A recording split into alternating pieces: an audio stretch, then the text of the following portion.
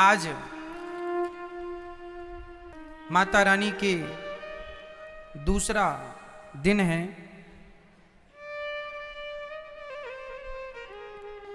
मां भगवती को आज ब्रह्मचारिणी के रूप में पूजा जाता है।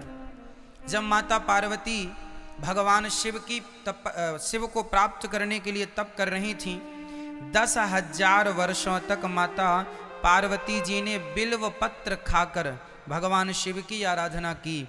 तब से ही भगवान शिव को बिल्व पत्र चढ़ाया जाता है। शंकर जी को बिल्व पत्र क्यों चढ़ता है, कोई ये सवाल करे तो इसका उत्तर ये है कि 10,000 वर्षों तक माता पार्वती ने जंगल में रहकर बिल्व पत्र पत्ते खाकर, बेल के जो पत्ते जिन्हें हम बिल्व पत्र कहते हैं, वो खाकर माँ भगवती ने शिव की आराधना की।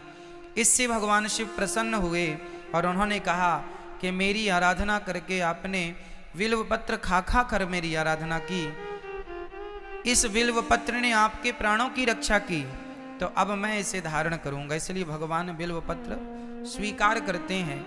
और भगवान माँ भगवती ने जो 10,000 वर्ष तक घोर तप किया, उस समय तप कर रही थी तो वो ब्रह्मचारिणी ही है। तो उस ब्रह्मचारिणी स्वरूप का आज पूजन होता है माँ भगवती का दूसरे दिन। इसलिए आज माँ भगवती के अनेक रूप हैं, अनेक स्वरूप हैं। भगवान माँ भगवती के अनेक नाम हैं, अनेक नाम हैं। उनमें से एक नाम है ब्रह्मचारिणी। और ब्रह्मचारी केवल वो नहीं जो शादी ना करे। केवल आज की भाषा में लोग क्या मानते हैं, जो शादी ना करे उसे लोग अरे ये ब्रह्मचारी है। ना जी, शादी करने के बाद भी जो स्त्री अपने पति के अतिरिक्त किसी पर पुरुष को ना देखती हो, और जो पुरुष अपनी पत्नी के अतिरिक्त किसी पराई नारी को ना देखता हो, वो गृहस्थ में रह के भी ब्रह्मचारी ही कहलाते हैं। ये ब्रह्मचर्य है। स्त्री भी ब्रह्मचारी है और पुरुष भी ब्रह्मचारी है। जो अपने गृहस्थ को बड़ी मर्यादा में चलाएं, मर्यादित रहें, वो सब ब्रह्मचारी ही हैं। तो आज के दूसरे दिन की नवरात्रि से हम ये जानें कि माँ भगवती हमें ये कहना चाहती हैं कि हम भी ब्रह्मचर्य का पालन करें। कुल मिला के द्वितीयम ब्रह्मचारिणी, प्रथमम शैलपुत्री च द्वितीयम ब्रह्मचारिणी। हमें ब्रह्मचारी बनना चाहिए। आज हम लोगों का विवाह गृहस्थ जीवन क्यों है? गृहस्थ जीवन का अर्थ ये नहीं है कि आप जरूरत से ज़्यादा भोगी हो जाएं। गृहस्थ जीवन का ये अर्थ होता है कि आप गृहस्थ में प्रवेश करें और योग्य संतान के लिए आप संबंध बनाकर योग्य संतान प्राप्त करें। बस भोगों का आश्रय श्रेष्ठ संतान के लिए हो, ना कि केवल सांसारिक सुख के लिए, क्षणिक सुख के लिए लोग अपने जीवन की तपस्या, अपनी शक्ति छीन कर देते हैं। इसलिए हम सभी को चाहिए कि हम गृहस्थ में रहकर भी भोगों से मन को हटाने की पूरी कोशिश करें। करत करत अभ्यास के जड़मति होत सुजान। जो आदमी, जो पुरुष और महिला दोनों के लिए हम बोल रहे हैं, जो पुरुष जरूरत से ज़्यादा भोग लेता है, वो जरूरत समय से पहले बुढ़ा हो जाता है, समय से पहले बीमारियों का दास हो करके समय से पहले मर जाता है। कई लोग बोलते बीमारी बीमारी बीमारी। क्यों बीमारी है? तुमने जरूरत से ज्यादा अपनी शक्ति, अपनी एनर्जी वेस्ट कर दी, इसलिए अब बीमार बनो, जल्दी मर भी जाओगे। रोग प्रतिरोधक क्षमता समाप्त हो जाएंगी, क्योंकि शक्ति तो वही है, एनर्जी तो वही है। इसलिए पुरुष अपने तेज को, अपने वीर्य को बचा के रखे। वो उसकी ताकत है, वही उसका बल है, वही उसका सबसे बड़ा धन है ना। पुरुषों का पुरुषत्व ही उसका धन है, स्त्रियों का स्त्रीत्व ही उनका धन है। लेकिन आज लोग भोगों के कारण, जरा से सुख, क्षणिक सुख के कारण अपने तेज को, अपनी शक्ति को पानी की तरह बहा देते हैं और बाद में रोते हैं कि महाराज जी हम समय के पहले बूढ़े हो गए, समय के पहले बीमारियों ने आकर के नुकसान पहुंचाया।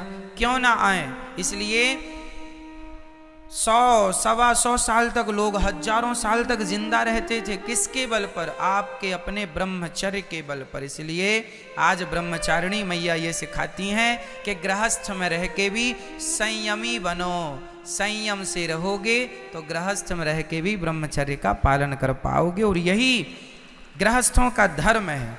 नारी और पुरुष दोनों मन भोगों से हटाएं और भगवान में मन को लगाएं। बहुत भोग लिया, भोग देख लिया, सुख कितना है, अब बस करो, भगवान का चिंतन करो। नहीं तो सच कहें ये भोग हमें ठग रहे हैं, लूट रहे हैं, और अंत में क्या बचेगा?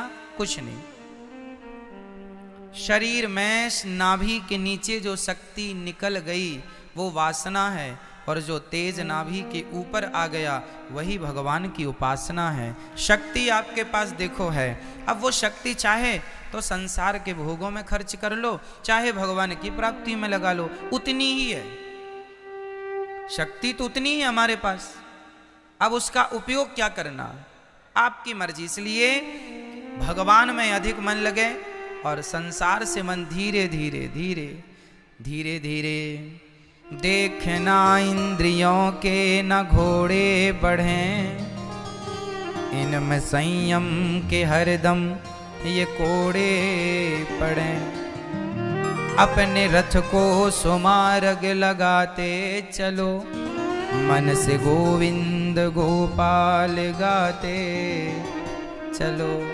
मन को भगवान में लगाओ और भगवान का चिंतन करते हुए आज द्वितीय दिवस की आराधना, 2 कन्याओं को भोजन करा के और माँ भगवती से आशीर्वाद लो कि माँ हम सदा ब्रह्मचर्य का पालन करें और सदा हमारा मन भोगों से दूर रहे, पराई स्त्री पराई पुरुष से मन सदा दूर रहे। स्वप्न में भी मन इतना पवित्र कर लो कि स्वप्न में भी पराई नारी पराई पुरुष का स्वप्न में भी चिंतन ना हो, कभी स्मृति ना बने। ऐसा भगवान से माँ भगवती से प्रार्थना करनी चाहिए। माँ मेरी इंद्रियां, मेरा मन पवित्र हो जाए, निर्मल हो जाए। यशोदा माँ के गर्भ से भी एक कन्या ने जन्म लिया था। कन्या का नाम था कन्या, उसी कन्या का। अब कोई पूछ ले आपसे कि बताओ ये नवरात्रि माँ भगवती का जन्म कहाँ से हुआ, तो माँ भगवती की माता का नाम है यशोदा। जब देवकी माता ने कृष्ण को जन्म दिया, उस समय यशोदा माँ ने भी एक कन्या को जन्म दिया था। अदला बदली हो गई, देवकी के बेटे को यशोदा के पास छोड़ दिया और यशोदा की बिटिया को कंस ने पत्थर पर पटकना चाहा। वही कन्या हाथ से छूटकर आकाश में अष्टभुजा धारण करके माँ भगवती खड़ी हो गई। उन्हीं माता को विंध्यवासिनी मैया कहते हैं। विंध्याचल पर्वत में आज वही स्वरूप है। वो माँ यहाँ मथुरा से विंध्याचल चली गई थी। ये दास अनिरुद्ध ने विंध्यवासिनी मैया का भी दर्शन किया है। तो विंध्याचल चली गई माँ, अष्टभुजाधारी। अब भगवान ने कहा देवी जाओ, मैं जन्म